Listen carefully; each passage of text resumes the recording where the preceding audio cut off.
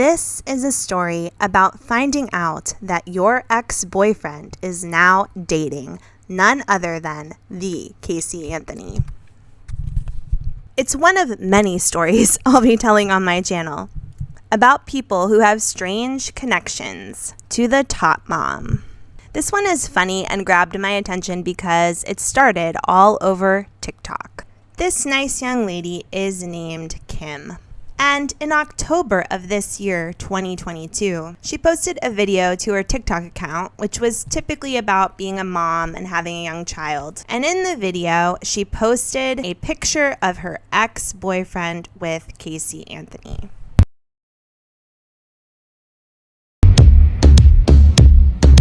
How is the best case scenario, Joe Biden? Her TikTok account blew up to millions of subscribers and likes pretty much overnight because people wanted to know more about this story, and Kim went on to share the tea. Through a series of messages combined with Kim's TikTok accounts, here's a summary of what happened regarding Kim and her quote-unquote psycho ex-boyfriend.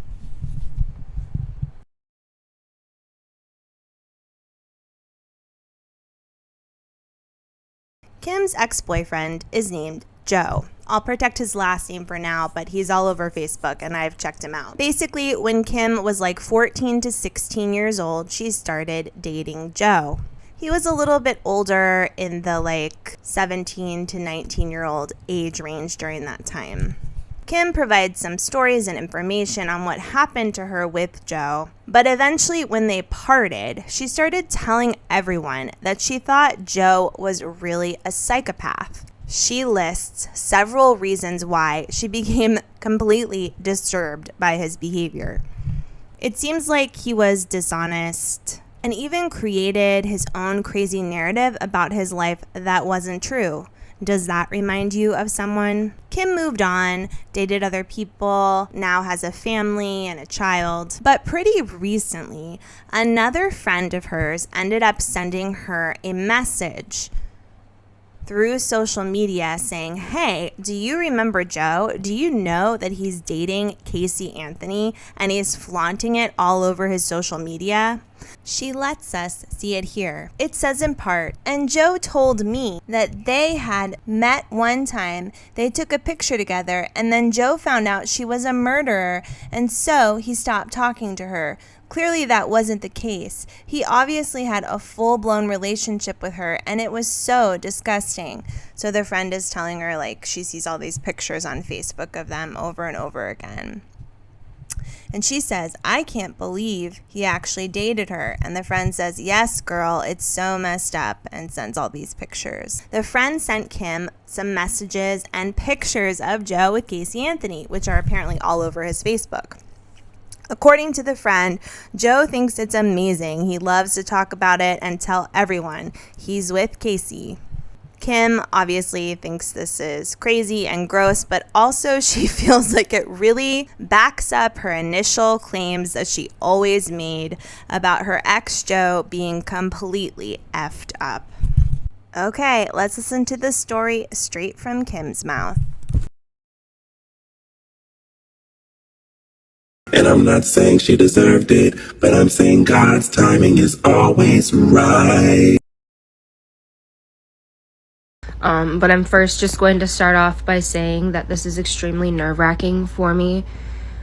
I really had no genuine idea that this was going to go viral. I know everybody says that when their stuff goes viral, they try to make it seem like it was an accident or whatever, but it's trauma, okay? I made a TikTok about how he used to tell me how I had to do my hair, and how he literally told me that after I showed up at his house with black hair after having bleached blonde hair, that if I didn't dye it blonde by Monday, he was going to shave all my hair off, okay?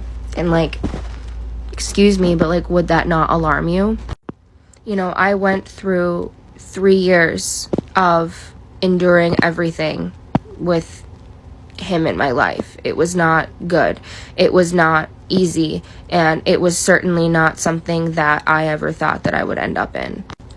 I grew up extremely poor and neglected, and I had been assaulted several times in my childhood. I did not have a sound, safe home.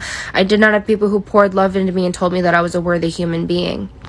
So when I met him, and when he showered me with kindness and love and all of these things and attention, I obviously fell for it, okay? Like, you can't blame a 14-year-old girl for thinking she met the man of her dreams.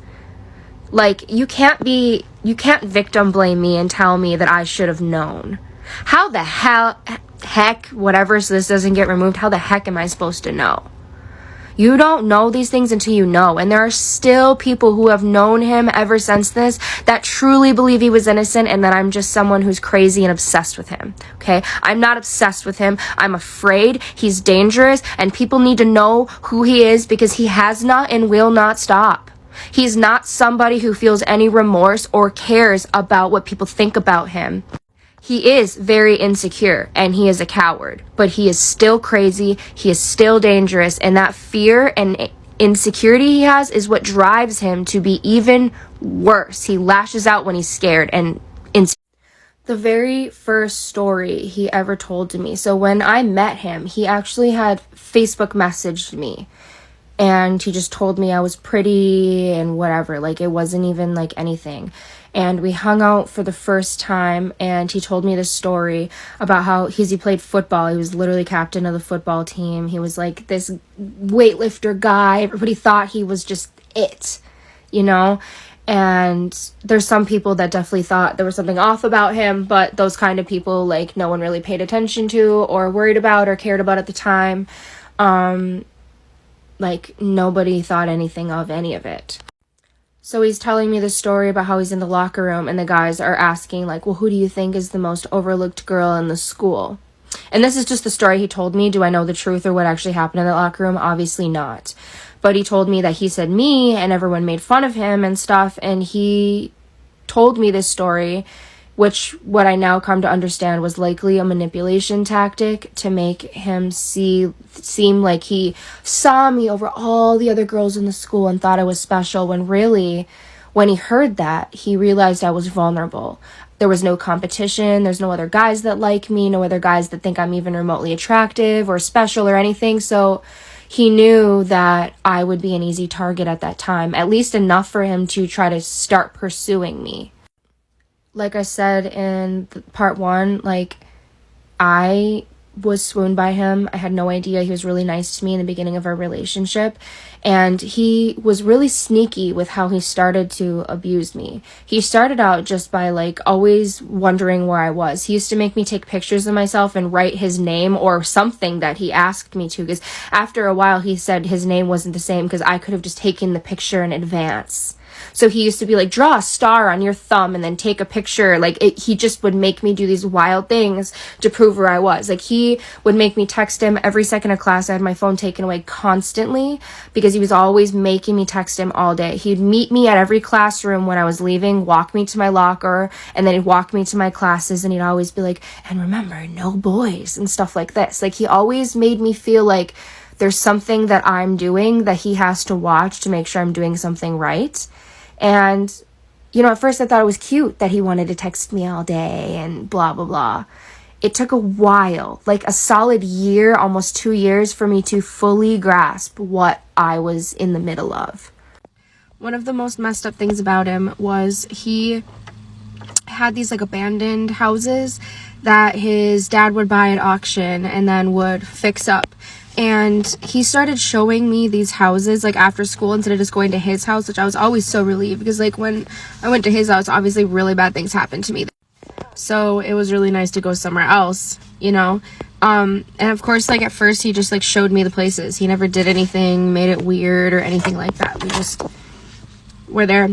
And then, like, it was just one day. We just picked a day. And he just started doing really messed up things to me where, like, I'm being assaulted over a half-done bathroom with, like, no bathtub and, like, this random, like, old, like, just on carpet padding that has sawdust and wood chips in it. And it's like, sure, I could yell or scream, and then what? He's gonna take me into the house and, like, off me, because he definitely had plans to do those things many times. And he just knew too many people would know if I was missing or did something. Like, he straight up told me when I was with him in high school, one day he looked me straight in the face and said, the only reason that I haven't unalived you yet was because just too many people would know. And he said it's not worth it when he can just go find somebody else. And I was like, okay. What do you say to that? I just sat there in the car and I just sat there and I listened to him tell me this. Like, I was in the passenger seat of his white Cadillac. Yep. And so anyways, there are way too many stories, way too many instances. Like, there's just too much to be able to explain everything that is him and everything that he has done. But I mean, it's a lot. I mean, just what I went through with him is a lot. But I'm not the only one. There's so many, and like, that's a hard thing to grasp. You know, like, it's one thing to watch true crime things and see things, but it's a completely other thing. It's terrifying to just, like, truly absorb everything, like, all of it. You know, people have said, like, how are you taking this information? Like, I am completely just unreactive because, like, I've been through so much trauma in my life that when really serious things happen, I feel nothing. And I just... Okay, so Kim's story is really hard to hear, and it's sad what she went through with this guy, Joe. It's crazy to think that years later she had to find out that he's now dating Casey Anthony. I hope you'll check out her TikTok if you want to go further down the rabbit hole, because there's so much information on there in the comments. She talks back and forth with many people living down in Florida who know Joe and know Casey Anthony, and they're going on and on about the relationship between Joe and Casey. I'm going to give you some simple information about what's going on with this guy, Joe. Casey Anthony's new boyfriend is named Joseph Andrew V. I'm not going to tell you his last name. He lives in Palm Beach Gardens, Florida. He used to live in Michigan. He thinks she's innocent, and he wants to help her write her book eventually. He brags a lot about meeting her because he thinks she's like a celebrity. He is a medical exams tutor, allegedly. He has a set of video courses called Man of Heal. He is into weightlifting and bodybuilding, and he says that he met Casey Anthony in the gym. He cheated on his wife or girlfriend, it's unclear based upon his Facebook, with Casey. His father, Michael, was a psychologist and is in prison for providing drugs to his patients in exchange for certain types of favors. Of course, this is exactly the kind of person that we would expect to wind up with Casey Anthony. It's sad, of course, but it's so crazy and interesting to see this unfolding right before our eyes. All right, guys, I'm keeping my eye on this Joe guy, but my next video is going to be all about a former boyfriend or hookup buddy of Casey Anthony, who is a Palm Beach City police officer. I hope you tune in again and take some time to head down your own rabbit hole.